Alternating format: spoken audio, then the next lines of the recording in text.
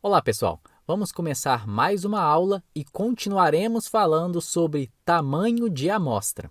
Na aula passada, nós aprendemos como calcular o tamanho amostral quando o nosso interesse é no parâmetro da média com a variância conhecida. Além disso, aprendemos também para o caso em que o parâmetro de interesse é uma proporção. Na aula de hoje, nós vamos aprender mais algumas situações. A primeira é o cálculo do tamanho de amostra para a média quando o sigma é desconhecido. Então, o intervalo de confiança é dado dessa forma que estamos vendo. Veja, é x barra mais ou menos um t, porque a distribuição agora é t com n menos 1 grau de liberdade, S raiz de n.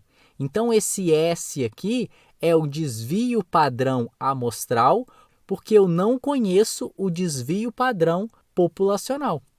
Mas note que, nesse caso, para calcular o S, eu preciso da amostra. Entretanto, o meu interesse é no tamanho da amostra.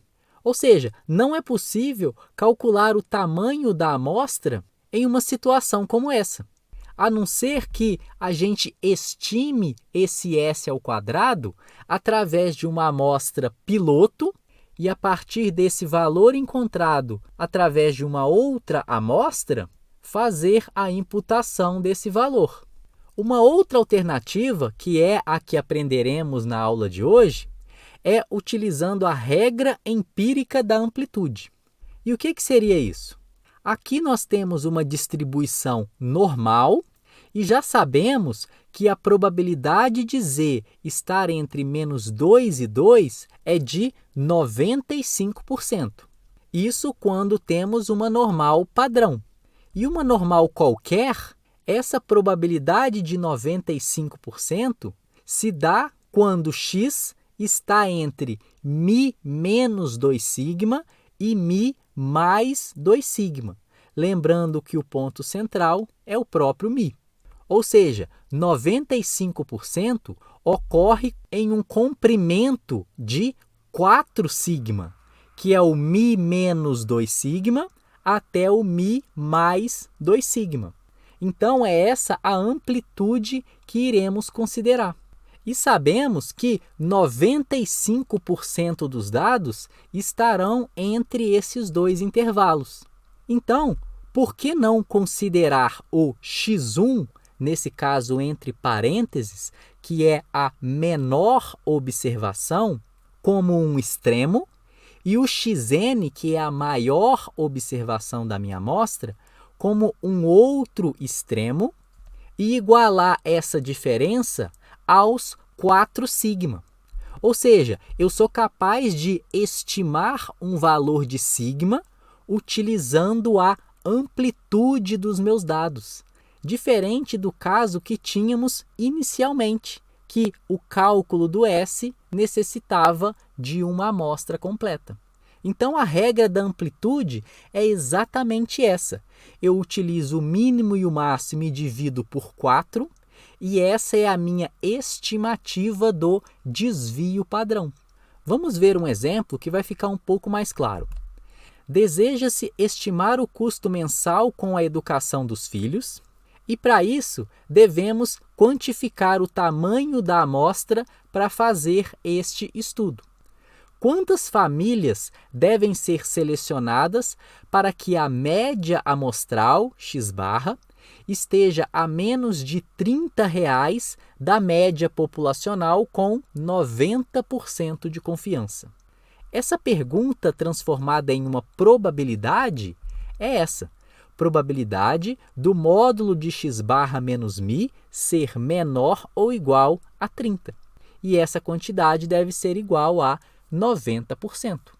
Mas veja que não sabemos qual é o desvio padrão populacional. Devemos estimar essa quantidade através da amostra. Mas, nesse caso, o objetivo é exatamente coletar essa amostra. Mas sabemos uma informação, que estes gastos estão entre 800 e 1.200 em 95% das vezes.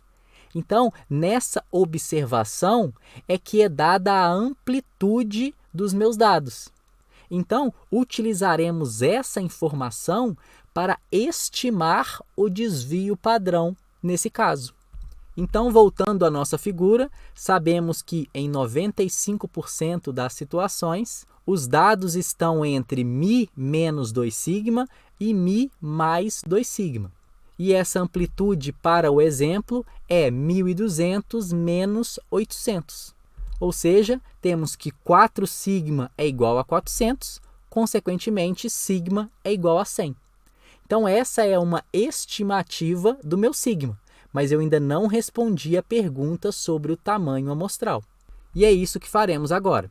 Veja que x barra tem uma distribuição aproximadamente normal, agora que eu conheço a variância.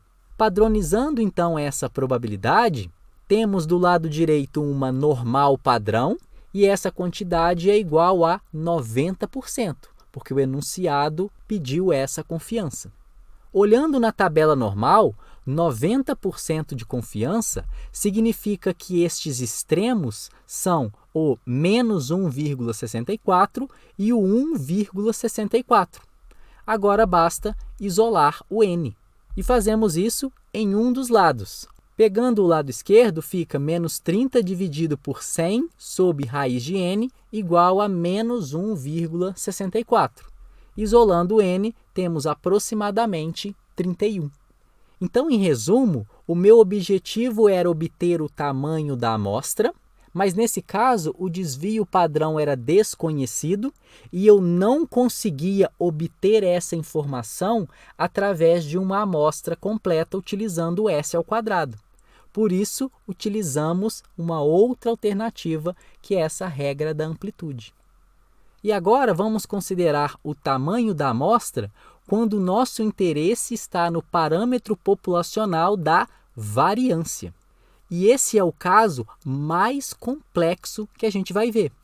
E é importante que entendamos a ideia, porque, na verdade, não faremos isso com frequência, mas é necessário que saibamos de onde vêm os resultados que utilizamos.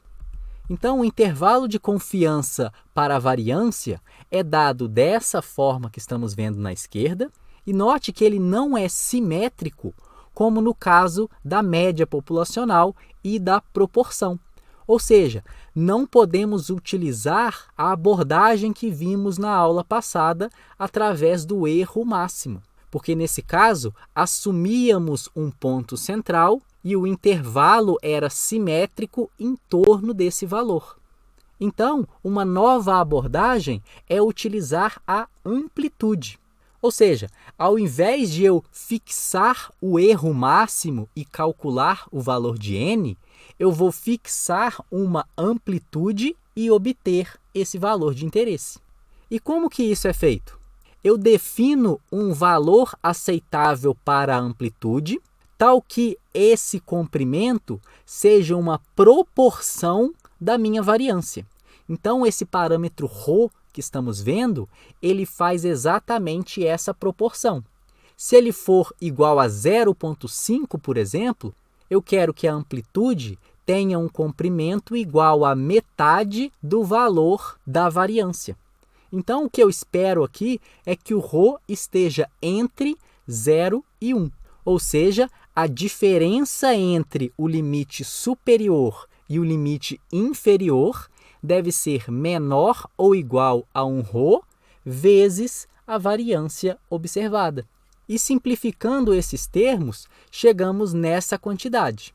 Agora basta isolar o valor de n. Entretanto, esbarramos em um problema muito sério aqui. Esse Q no denominador depende do n, que são os graus de liberdade da distribuição Q². Mas eu não tenho o valor de n, é esse o meu interesse. Ou seja, para calcular o valor de n, eu preciso saber o valor de q, mas para encontrar esse valor de q, eu preciso saber o valor de n. Então, não é possível isolar o n numa equação, assim como fizemos nos casos anteriores. E para resolver esse problema, o cálculo do tamanho da amostra é feito por um algoritmo que, de forma iterativa, vai estimando o valor de n a partir do valor de ρ que eu pré-especifico. Então, no eixo x, eu tenho o valor de ρ, no eixo y, eu tenho o tamanho da amostra, e cada linha dessa representa um nível de confiança, variando, nesse caso, de 75% até 99%. Entretanto, veja que nesse caso, por exemplo, quando ρ é igual a 0,75, é muito difícil concluir através desse gráfico. Por isso que é muito mais comum utilizarmos uma nova escala nesse gráfico. Ou seja, no eixo x eu tenho o log de ρ e no eixo y eu tenho o log de n.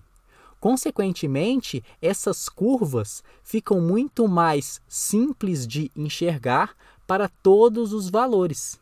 Então, por exemplo, quando o log de ρ é igual a 0,3, o tamanho da amostra, considerando um nível de confiança de 75%, que é essa linha vermelha, é aproximadamente 120.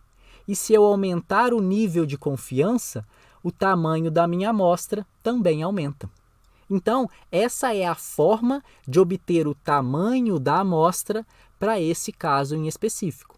E, novamente, o objetivo dessa aula é que entendamos da onde vêm estes resultados, para que possamos utilizá-los de uma forma um pouco mais correta. E, em resumo, conseguimos perceber que, para cada caso, temos uma forma de obter o tamanho amostral. Não é uma regra universal para todos os problemas.